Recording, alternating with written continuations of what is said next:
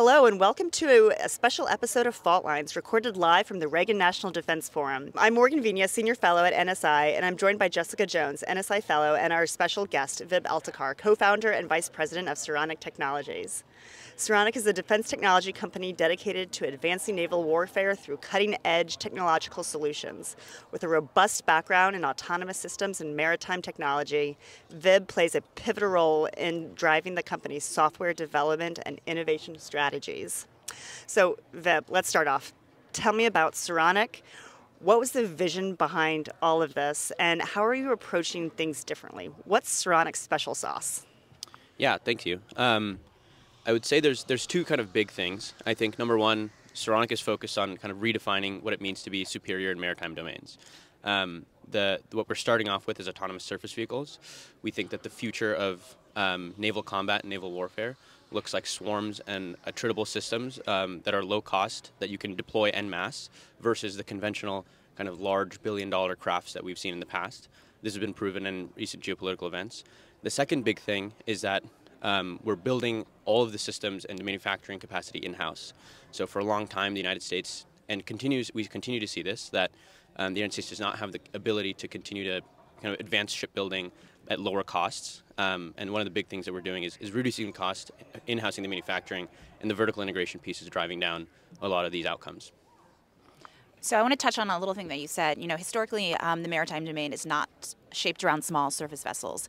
Why has that changed? You give some examples about conflict going on. How has the geopolitical atmosphere affected this?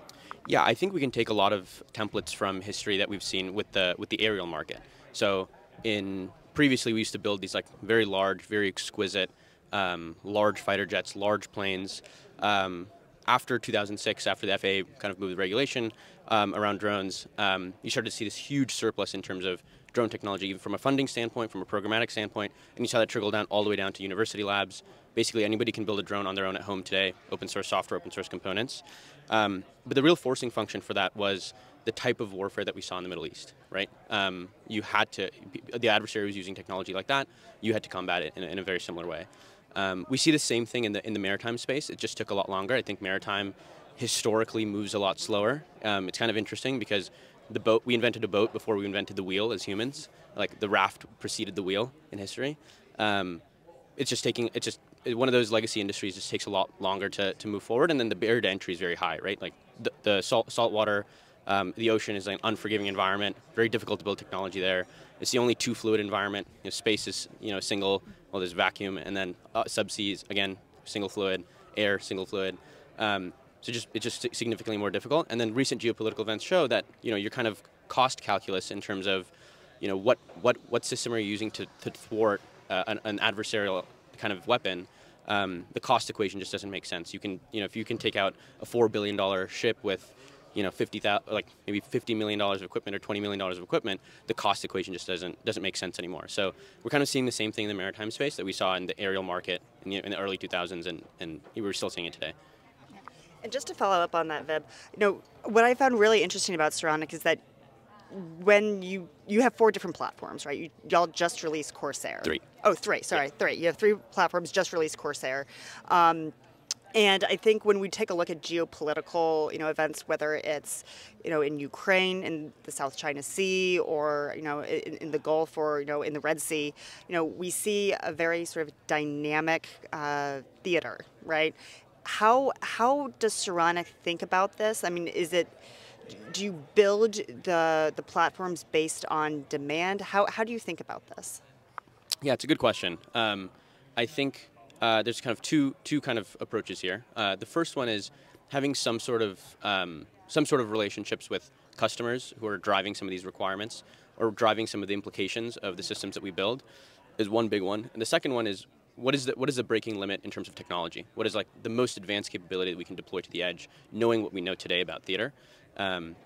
Both of these two things are the things that actually drive kind of the product innovation, the life cycle, and the deployment in fielding of these systems. So we want to make sure that the things that we're deploying are just as robust as the iPhones in our pocket, just as capable as the trillion-dollar systems that we use every day, like Facebook and whatever else. We want to make sure that the bleeding edge technology is being pushed out to the edge to the warfighter. in that same vein, really just driving the requirements really come from the customer in terms of making sure that we're building what's actually important for them. Excellent. The defense tech sector is booming, and it's not just in maritime. What do you think are some of the reasons for this influx in investment? And I'll say, why are you guys the cool kids now? What's going on? Yeah, it's a good question. I think for a long time, kind of investing, like the private sector and kind of venture capital as an asset class, didn't find it super interesting to invest in defense tech. And I think the reason for that was that you had this huge boom in like enterprise software, and the margins made a lot of sense, and you can back infrastructure companies that would still go on to go public and be well regarded by Wall Street. I think it was unclear to do that in defense tech, because if you look at the current primes, there's two things you see. One is they're already so entrenched that it was almost incomprehensible to think that you could kind of disrupt the incumbent, or disrupt who's kind of already owning those contracts. And then two was, if you look at the multiples that they're trading for, because all of their development is funded by the government, and they're spending very little money on IRAD, their multiples are very low because their margins are restricted by the FAR. And so there's like two big driving factors, I think, for the venture boom. Which is like, one is like these institutions like DIU and AFWorks that are open to having companies build things on IRAD and then have firm fixed price, or have these OTAs where you can have venture scale margins on your products. And that's one big one. So venture as an asset class kind of backing these companies is relatively new. I think back in like 2016, 2017, you wouldn't see a lot of those deals. Today you see them all the time. I think the second big piece is that companies like Palantir and SpaceX are kind of proving that, even if you have to open up the commercial market a little bit, but you can be a very, very successful, either publicly traded company or kind of pseudo public on the private markets, and still kind of dominate your industry. So I think those are the two big reasons. I think if there was no capital backing it, I don't think it would happen. And then I think now that kind of over the course of the last few years, some of the geopolitical events have kind of made defense tech in vogue. Prior to Saronic, I was at Anduril. I think in the early days, it was a little bit less cool to be in the defense tech world. I think you stuck it out. You stuck it out, yeah. In 2018, it was a different story. In 2022, it's a lot. You have defense tech hackathons. You have like a whole community and ecosystem that's kind of growing around it. So those are the things that really drive, I think, people coming into the space. Yeah. So Saronic is really the poster child of moving fast, right? You're what, a 2-year-old company? I mean, this is the progress that y'all have made in 2 years is really fantastic. At the same time, though, there are a lot of challenges facing the defense tech world. Can you talk about some of those that Saronic in particular has experienced, and what are the barriers to growth here? Yeah, I think one of the reasons that we were able to move so fast is that we've hired a lot of people that have done it before. We have folks from companies like Anduril, SpaceX, Tesla. We have folks from the conventional Silicon Valley world like Amazon and Google. So a lot of folks have just built the systems before, and so you kind of have this like legacy expertise from similar systems, but just not in that same market.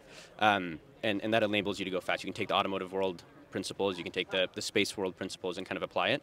I think the things that are hard and the things that are limiting are your go-to-market motion in the defense world is kind of the most important thing, right?